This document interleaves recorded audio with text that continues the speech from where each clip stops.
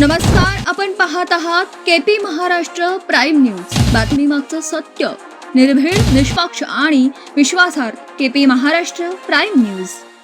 मिराज तालुक्यातील पाटगाव येथे सराईत गुन्हेगाराचा अज्ञात व्यक्तींनी खून केल्याची धक्कादायक घटना समोर आली. या घटनेमुळे परिसरात मोठी खळबळ उडाली आहे.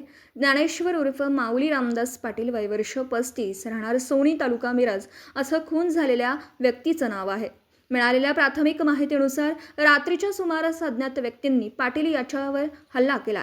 त्याच्या डोक्यावर धारदार शस्त्रांनी वार करण्यात आल्याचं दिसून आलं. तसेच एका कानावर गंभीर दुखापत झाल्याचं प्राथमिक माहितीतून समोर आलं. ज्ञानेश्वर पाटील हा पोलिसांच्या रेकॉर्डवरील सराईत गुन्हेगार असल्याची माहिती मिळत आहे. हा खून पूर्व वैमनस्यातून झाला असावा असा प्राथमिक अंदाज व्यक्त केला जात आहे. मात्र खुनामागील नेमकं कारण अद्याप स्पष्ट झालेलं नाही. घटनेची माहिती मिळताच मिराज ग्रामीण पोलिसांनी घटनास्थळी भेट देऊन पंचनामा केला असून आरोपींचा शोध घेण्यासाठी तपास सुरू आहे.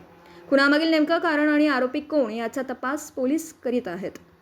केपी महाराष्ट्र प्राईम न्यूजसाठी मुख्य संपादक प्रशांत आठवले.